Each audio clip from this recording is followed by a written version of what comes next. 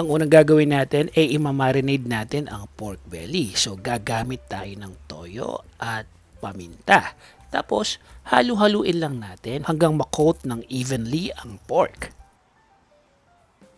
Nasa 2 kilo na pork belly ang ginamit natin at ang measurement natin sa soy sauce ay 1/4 cup at 1/4 teaspoon na black pepper.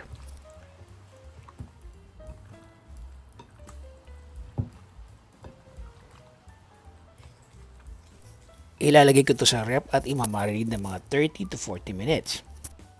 Mainit na tong lutuan at pwede na tayong maglagay ng cooking oil. Mga 1/4 cup ang ginamit natin dito. Iinitin natin to ng husto at kapag mainit na, isisir lang natin ang pork belly na minarinate natin. 2 batch ang gagawin natin dahil ayaw natin itong ma-overcrowd at kaya natin ito sinisir para ma-enhance lalo ang flavor nito. Babaligtarin lang natin kapag nasir na ang isang side.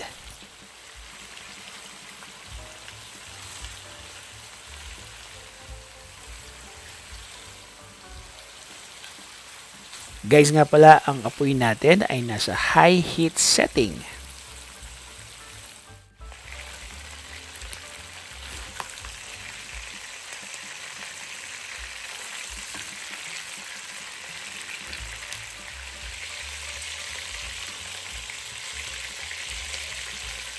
Tapos na ang batch 1 kaya isunod na natin ang natitirang pork belly.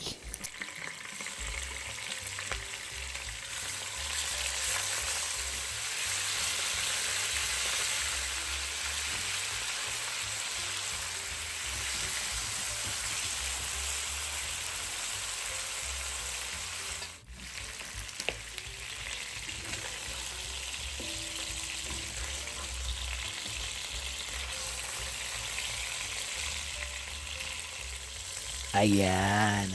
This time, magigisa na tayo. Unahin natin ang bawang.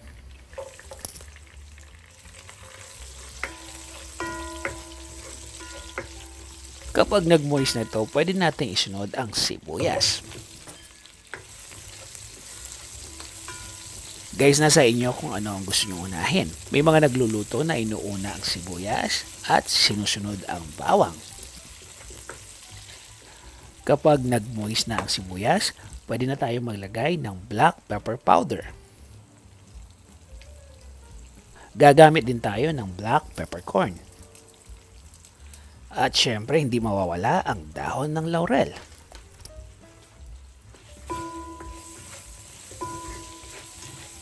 Gumamit tayo ng 1 whole garlic at 1 medium size na onion. Sa black pepper powder, mga 1/4 teaspoon at 1/4 teaspoon din na black peppercorn at mga 3 piraso ng bay leaf. Kapag naghiwa-hiwalay na ang sibuyas, pwede nating ibalik ang pork belly.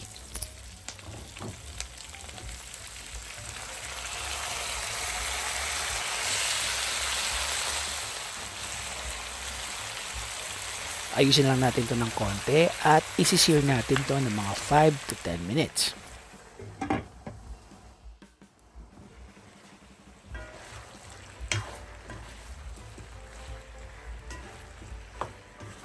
Guys, kung kayo ay nanonood pa rin at this time at hindi pa nakaka-subscribe sa ating channel, baka naman, please do subscribe our channel at pakiclick nyo na rin yung bell button para lagi kayong updated sa mga bagong video ni ating i-upload.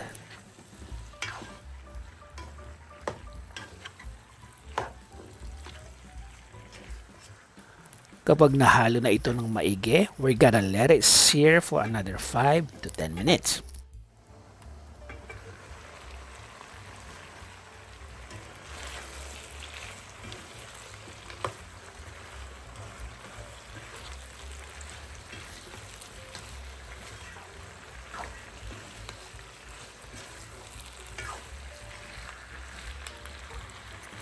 At this time, magdadagdag na tayo ng soy sauce at ng pineapple juice.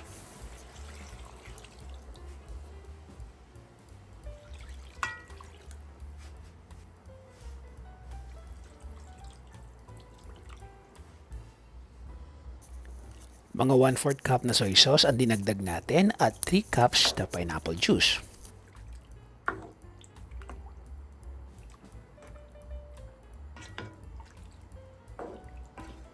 Ayan, at pwede nating palambutin ang karne. Tatakpan natin to at papakuluan ng mga 40 to 45 minutes hanggang sa ma-achieve ang lambot ng karne.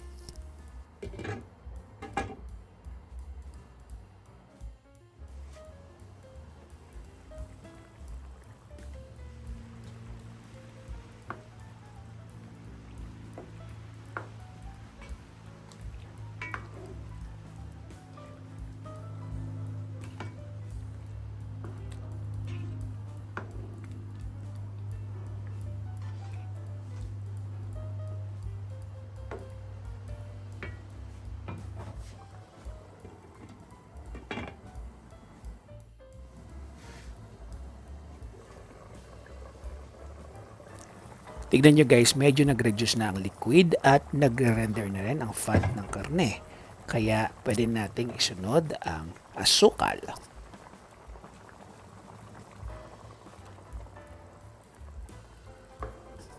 Papakuluan pa natin to ng mga about 20 minutes hanggang sa tuluyan ng mag-evaporate ang liquid nito.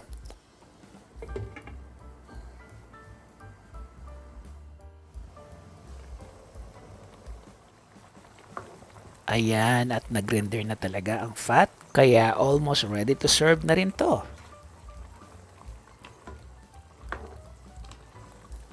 Kanina chinek ko at malambot na ang meat, kaya titikman na natin.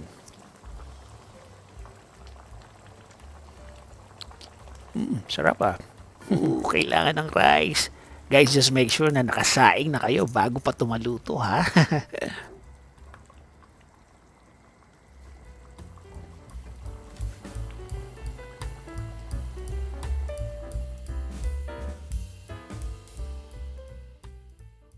Sana ay nag-enjoy kayo sa ating video for today at kung nagustuhan niyo po ang ating recipe, paki-like na lang po at paki-share na rin to sa inyong mga friends and relatives. Si Jeff Simon po ito at muli maraming salamat po sa panonood.